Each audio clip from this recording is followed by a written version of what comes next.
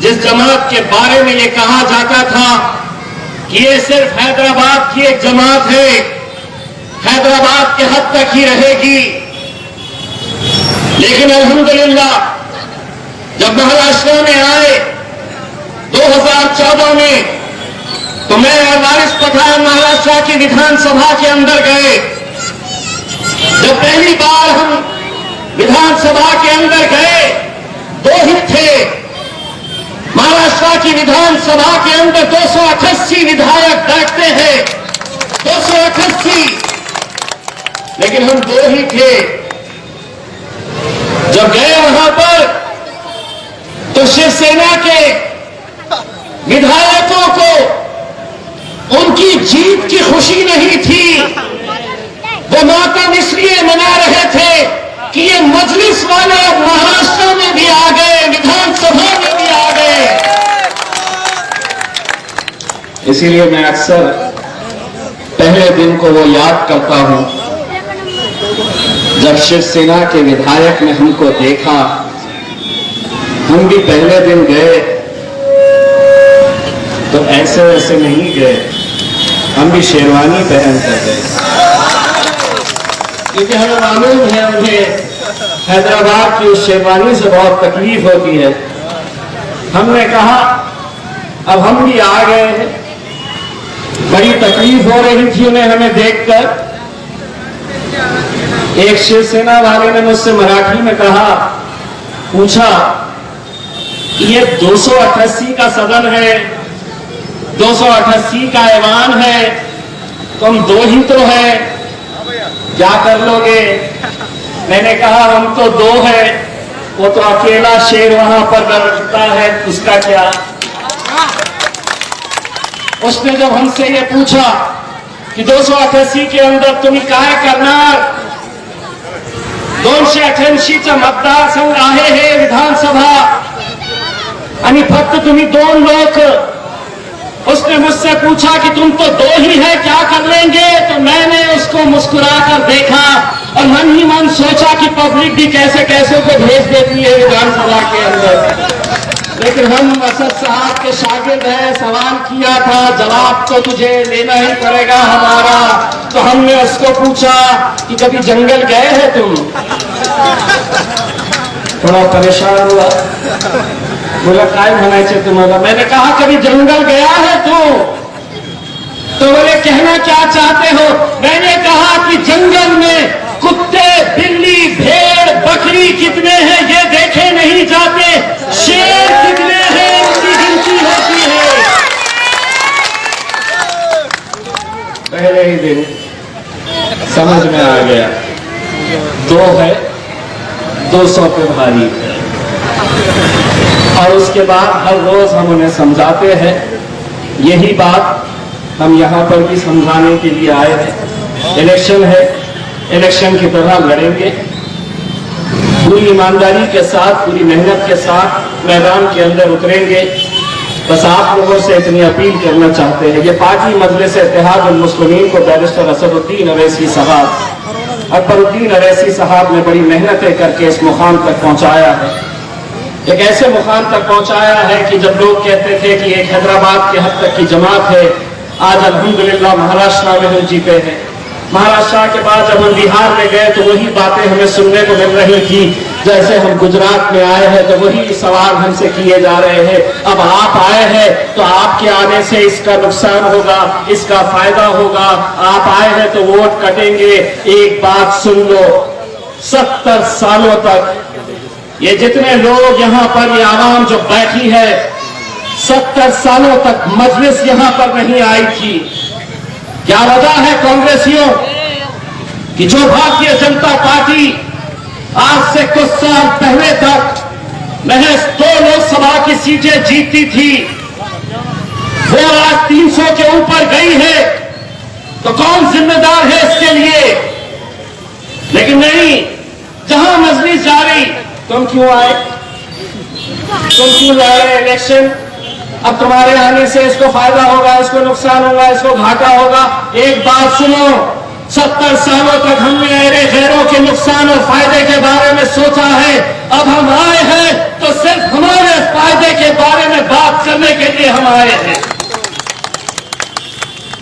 ऐसा कुछ हुआ कि आप क्यों आए, गुजरात क्यों आए, क्यों लड़ रहे आप लड़े तो उनको नुकसान हो जाता। हमारी राजनीतिक पार्टी है, अगर राजनीतिक पार्टी अगर इलेक्शन नहीं लड़ेगी तो क्या अंती खेलेगी? हम अंती खेलेंगे, गोटियां खेलेंगे हम। अगर इस मुल्क के अंदर अगर भारतीय जनता पार्टी इलेक्शन लड़ सकती है, शिवसेना लड़ सकती है, कांग्रेस लड़ सकती है, समाजवादी पार्टी लड़ सकती है, तो मजलिस इत्तेहाद अल मुस्लिमीन जब इलेक्शन लड़ती है तो इतनी तकलीफ क्यों है? तो मैं बताता हूं, तकलीफ इसलिए है कि 70 सालों से ये समझते हैं कि ये जागीर है हमारी, सही बात, ये जागीर है, इनका वोट हमारा अधिकार है, यही समझते आए थे। लेकिन नहीं, अब बहुत दिन ये खेल नहीं चलने वाला है। धीरे धीरे मीडिया वाले कहते हैं क्या है आपकी स्ट्रैटेजी, क्या करने वाले हैं आप? हमने कहा इतनी आसानी से पत्ते खोलने वाले नहीं है। 8 दिन पहले जब गुजरात की फिजा के अंदर आंधी और तूफान चलने लगेगा तो समझ जाना शेर वहां से निकला है, आने वाला है।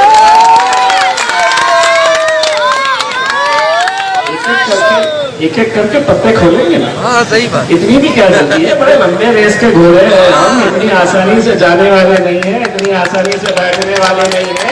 और एक बात अच्छी तरह से समझ लो, मजलिस इत्तेहाद अल मुस्लिमीन है, डरने और घबराने वाली जमात का नाम मजलिस नहीं है मेरे भाइयों, बिल्कुल नहीं है। जो जमहूरियत में हमें अधिकार दिया गया है, जो हक दिया गया है, वो हक का हम इस्तेमाल करने के लिए आए हैं। हम हमारे नौजवानों के अंदर लोकतंत्र को मजबूत करने के लिए आए हैं। हम हमारे नौजवानों को ये बताने के लिए आए हैं कि इस देश में अगर कानून चलेगा तो संविधान के हिसाब से चलेगा, वो संविधान जो डॉक्टर बाबा साहब अम्बेडकर ने इस देश को दिया है। मोदी जी कब तक चलेंगे आप? एक अंग्रेजी में कहावत है, न्यूटन की थियरी है, जो ऊपर जाता है नीचे जाता है। मोदी जी सबको नीचे आना है, इतना गुरूर, इतना घमंड अच्छा नहीं है। ये जनता के खिलाफ आप जो नए नए कानून लेकर आ रहे हैं, कभी एनआरसी का कानून लाकर आपको निशाना बनाया जाता है, कभी किसानों के खिलाफ कानून लाकर हमारे किसान भाइयों को निशाना बनाया जाता है, कभी दलितों के खिलाफ कानून लाकर दलितों को निशाना बनाया जाता है। मेरे भाइयों, एक बात अच्छी तरह से समझ लो, आज हुकूमत ऐसे दौर से गुजर रही है कि जहां उन्होंने तय कर लिया है कि ये लोग किन किन लोगों को निशाना बनाना चाहते हैं, आप भी अच्छी तरह से जानते हैं। लेकिन अगर हम अपनी सियासी ताकत नहीं बनाएंगे, अगर हम अब भी बढ़ गए, हम अब भी बिखर गए, तो यकीन मानिए आने वाला कल कैसा होगा यह आप सोच भी नहीं सकते हैं।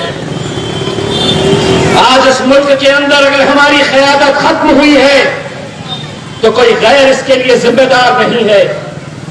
मैं अक्सर ये बात बड़ी जिम्मेदारी के साथ कहता हूं, इस मुल्क से अगर हमारी क़यादत खत्म हुई है तो कोई गैर इसके लिए जिम्मेदार नहीं है। मुसलमानों को हमेशा मुसलमानों ने ही हराया है, ये सच्चाई है। क्योंकि हम बढ़ जाते हैं, बिखर जाते हैं, हम ऐसी ऐसी पार्टियों का साथ देते आए हैं कि जब आवाम के अंदर जब आपकी आवाज बनकर उन्हें खड़े रहना चाहिए तो वो खामोश बैठते हैं, क्योंकि उनके आका उन्हें इजाजत नहीं देते। सही बात। उनका काम तो बस यही है, उठो तो उठो, बैठो तो बैठो। और हम वो हैं कि अगर किसी ने हमसे कहा उठो तो हम बोलते रहे चल बैठ रे। डट कर बोलने वाले गूंगे मुक्के बहरों के लिए हमारे पास कोई जगह नहीं है। लड़ने वाले चाहिए, डट कर बोलने वाले चाहिए, क्योंकि इस मुल्क के अंदर अगर उन्हें बोलने का अधिकार है तो इम्तियाज जलील को भी उतना ही अधिकार ये संविधान ने दिया है। हम अपनी आप की आवाज बोलते रहेंगे, डट कर मुकाबला करते रहेंगे। अगर इस आने वाले चुनाव में अगर आप लोग मजलिस का पूरी तरह से साथ देते हैं, दोस्तों ये 2 दिन हम जो यहां पर आए हैं, ये 2 दिन हमारा काम सिर्फ यही है कि हम लोगों से मिले, जितने भी शहर के उलमाए किराम हैं, जितने भी अलग अलग राजनीतिक पार्टी से ताल्लुक रखने वाले लोग हैं, इंटेलेक्चुअल्स हैं, डॉक्टर्स हैं, वकील हैं, हम इन सब लोगों से बात करने वाले हैं और बात करके असद साहब को यह पैगाम देने वाले हैं। 2 ही बातें हो सकती है, या तो हम असद साहब को यह कहेंगे कि असद साहब अभी वो वक्त आया नहीं है कि हमें गुजरात जाना है, लेकिन अगर आप साथ देने का वादा करते हैं दोनों हाथ ऊंचा करके, तो हम असद साहब को यह कहेंगे कि असद साहब अब खुश